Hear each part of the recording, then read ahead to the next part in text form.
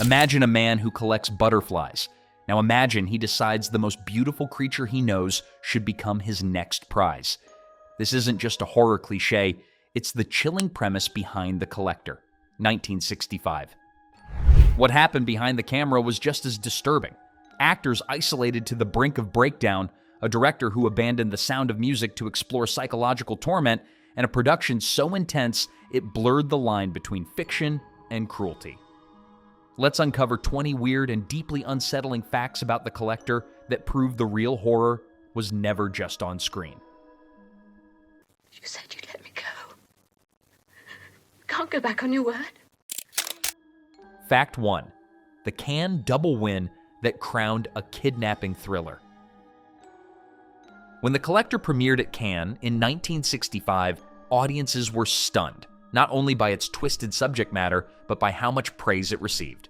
Both Samantha Eggar and Terence won the festival's top acting awards, an unprecedented achievement for a film about abduction and imprisonment. The irony was hard to ignore. Two performances born from psychological torment being honored amid red carpets and champagne. The juxtaposition was eerie, high art and horror meeting in the same spotlight. Critics celebrated Wyler's refined direction and the emotional realism of Eggar's suffering, but few realized just how much of that realism was drawn from genuine distress. From its very debut, The Collector lived in contradiction, a polished, award-winning masterpiece that left its performers emotionally scarred. Fact 2. Wyler walked away from The Sound of Music to make this. Before The Collector, director William Wyler was set to direct The Sound of Music. He had already been deep in planning for the bright, melodic family epic, but at the last moment, he abandoned the project to film something far darker. That single decision redirected cinematic history. Robert Wise took over The Sound of Music and created a global phenomenon, while Wyler instead turned his lens toward obsession, captivity, and the decay of innocence. Wyler, famous for sweeping spectacles like Ben-Hur, deliberately confined himself to a story told mostly within a basement. He wanted to strip away grandeur and expose human cruelty on its smallest scale. In doing so, he traded musical joy for moral rot, proving that even one of Hollywood's most prestigious directors was drawn to the psychology of monsters. Fact 3. A happier ending draft existed, yet Wyler killed it. Early drafts of the screenplay included an escape for Miranda, the kidnapped art student, offering a flicker of hope.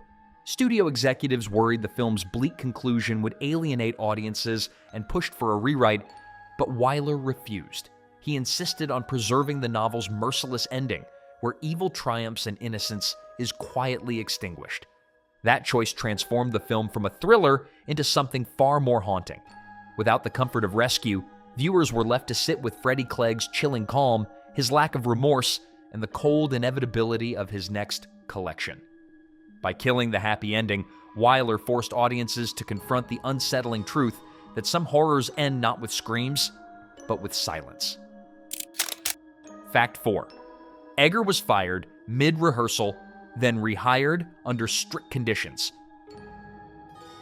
During rehearsals, Samantha Eggar's experience turned nightmarish.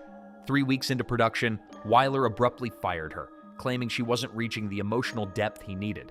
The decision shocked everyone, and filming paused. She was eventually rehired, but only after agreeing to harsh new conditions. She could speak off-camera solely to acting coach Kathleen Freeman and no one else. This isolation became its own form of psychological conditioning. Eggar later said the process left her emotionally drained and physically diminished. Losing noticeable weight during production, playing a captive woman by day, and living under near captivity by night, she delivered a performance of raw terror, because she was living it. What audiences saw as realism was, in many ways, a reflection of genuine distress. Fact 5. Wyler used multiple cameras to trap his actors in real time. William Wyler was famous for his technical precision, but on The Collector, he took it to unsettling extremes. Instead of shooting short, controlled takes, he often ran several cameras simultaneously, forcing Terence and Samantha Eggar to endure long, unbroken stretches of performance. The actors never knew which lens was catching them. every tear, every tremor might end up immortalized on film. This technique made the environment feel claustrophobic and unpredictable. There was no safety net, no chance to reset after a mistake. Eggar later said she sometimes felt caught like an insect, unsure when the scene would truly end. Wyler's approach mirrored the film's own themes of control and surveillance. His actors became, quite literally, the collector's specimens, observed from every angle with no escape. Fact 6. A psychologist was consulted to keep the film believable. Behind the scenes, Columbia Pictures grew nervous that The Collector might be dismissed as sensationalism. To ground the story in realism, Wyler brought in a psychiatrist to advise on the psychology of obsession and captivity. The consultant reviewed early drafts and confirmed that Freddie Clegg's behavior closely matched that of real-world abduction offenders: obsessive isolation, lack of empathy, and a delusional belief in tenderness. This eerie validation disturbed the cast. Stamp reportedly said that learning his character's mindset was authentic made the role harder to shed at night.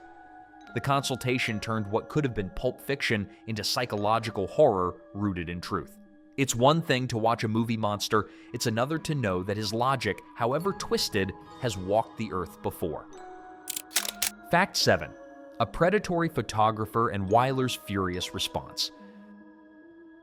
During filming, the atmosphere of control and exploitation extended beyond the director's methods. While shooting a delicate scene involving Eggar, a photographer secretly snapped unauthorized nude photos. When Wyler discovered it, he reportedly exploded in rage, seized the camera, tore out the film, and ordered the man off the set immediately. The story spread quietly through the studio lot, proof that even within the supposed safety of Hollywood professionalism, predation was never far away. Wyler's furious defense of Eggar became one of the few moments when the director's authority protected rather than tormented his leading lady. Still, the incident underscored just how vulnerable she was on set. The voyeurism of The Collector didn't stop with the story. It bled into real life as if the film itself invited the same moral sickness it portrayed. Fact 8. The censor slept through the ending. One of the strangest anecdotes surrounding The Collector comes from the British Board of Film Censors. Samantha Eggar later claimed that the head censor at the time, John Trevelyan, actually fell asleep during the film's final reel. That would mean he approved a movie that ends with the kidnapper preparing to strike again, without realizing just how dark the ending truly was. Whether apocryphal or true, the tale became part of the movie's legend. It suggests a kind of poetic irony. The very institution meant to guard audiences from moral corruption literally nodded off, while a film about indifference to suffering unfolded before him. If the story is even partly true, it means one of the decade's most disturbing endings slipped past censorship through sheer fatigue, an accident that made the horror immortal. Fact 9. The lost 3-hour cut. Before its release, The Collector was a much longer film, nearly 3 hours in its rough cut. Early versions included a full prologue set in Freddie's earlier life, scenes showing his awkward attempts at human connection, and a more explicit look into his growing obsession with Miranda. Nearly 40 minutes were cut before the premiere, including an entire subplot featuring British actor Kenneth More. Wyler himself admitted that the removed material was some of the finest footage I ever shot, yet he trimmed it for pacing. The shorter version intensified the claustrophobic dread, trapping audiences with Miranda inside that basement, but the missing footage remains one of the great unseen artifacts of 1960s cinema, a lost psychological profile that could have deepened the nightmare. To this day, no one knows if those reels still exist or if they've been destroyed, leaving only whispers of the longer, even darker version that once was. Fact 10. A Hollywood seller for a British nightmare. Though the story unfolds in the damp English countryside, most of The Collector was filmed thousands of miles away.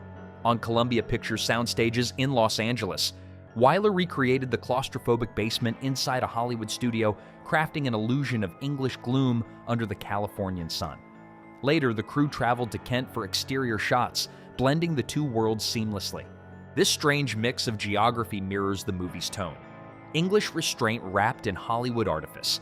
The basement was meticulously designed to feel both cozy and suffocating, a collector's nest that slowly became a tomb. It's unsettling to realize that this quintessentially British nightmare was born under studio lights in America, proving that horror isn't tied to place, it's tied to psychology.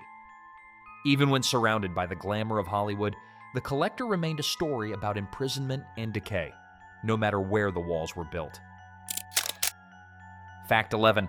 The real house was a 400-year-old manor. Freddie Clegg's sinister hideaway wasn't a studio fantasy.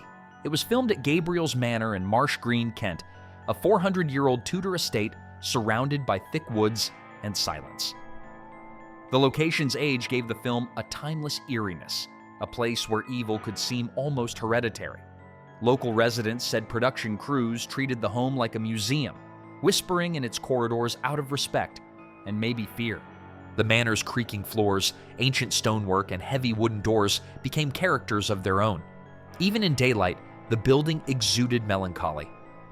It's easy to see why Wyler chose it, a house that looked civilized from the outside, yet cold and secretive within. Just like Freddie himself, every frame set in that home radiates quiet decay, a centuries-old backdrop for a very modern horror. Fact 12. A kidnapper drives through Trafalgar Square. In one of the film's most surreal sequences, Freddie drives through the bustling heart of London, Trafalgar Square, while his captive sits unconscious in the car. This shot wasn't staged on a closed set or backlot. Wyler's crew filmed in real traffic, using hidden cameras and minimal control. The idea was to juxtapose the chaos of everyday life with the secret monstrosity unfolding in plain sight.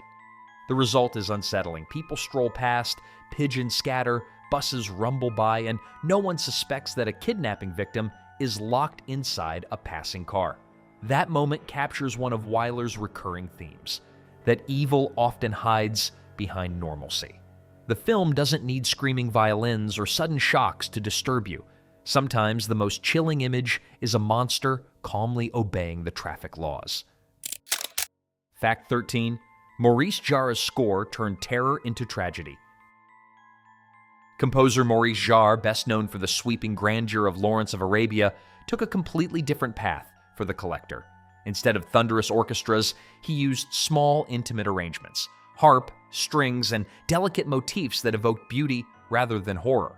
The music doesn't attack the audience, it seduces them, just as Freddie tries to seduce his captive into acceptance. This decision made the film's emotional impact far more disturbing. The score plays like a lullaby for obsession, sweet, fragile, and doomed. Jarre's approach transformed the film from a standard thriller into a tragic requiem for innocence. His music invites sympathy for both captor and captive, then leaves you uneasy, forever feeling that empathy at all. Few horror scores whisper so quietly and still linger for decades. Fact 14. From epic grandeur to a two-person chamber horror. William Wyler had directed some of the largest films in Hollywood history. Ben-Hur, Roman Holiday, The Best Years of Our Lives. But after those grand spectacles, he wanted to strip filmmaking down to its bare bones. The Collector became his experiment. 2 actors, 1 confined space, and nothing to distract from pure emotion. Critics were baffled. How could a director famous for chariots and battlefields confine himself to a basement? But that's what made it brilliant. Wyler used the smallest possible canvas to paint the largest possible terror, the loss of empathy.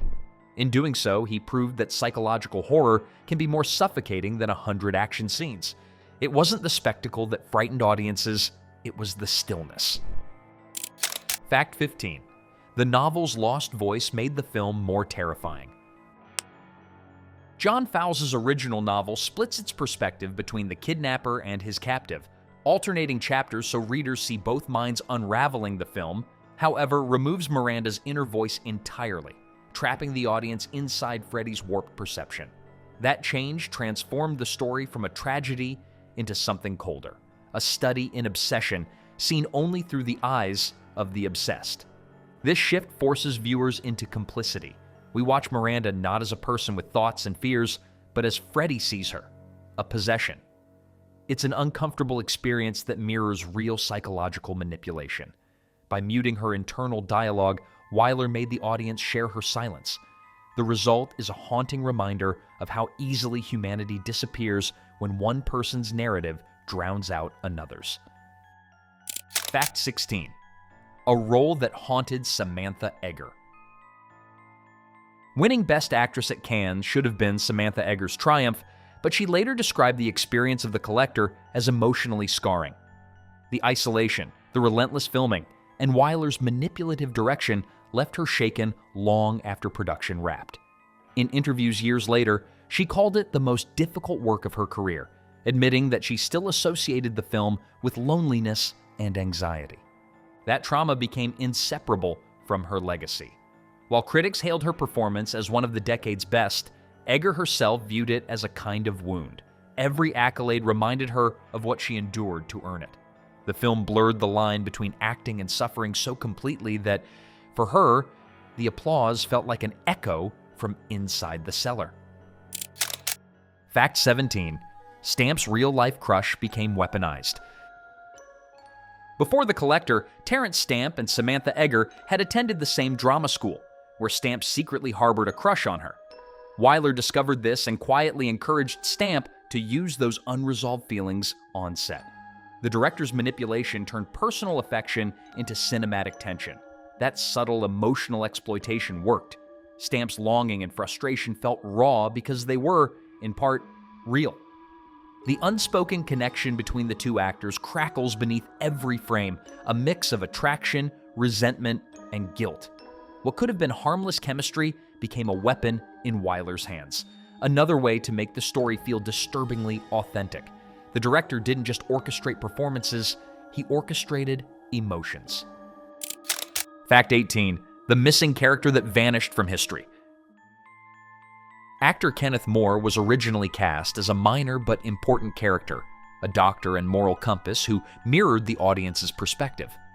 His scenes were filmed during the early, longer cut of The Collector, marking what would have been his only Hollywood appearance. Then, in post-production, Wyler cut every frame. Moore's removal erased the only sympathetic adult presence in the story. Without him, the film became a closed loop of predator and prey, with no outside conscience. It was a bold narrative gamble that made the movie more suffocating and ensured that Moore's Hollywood debut disappeared into legend.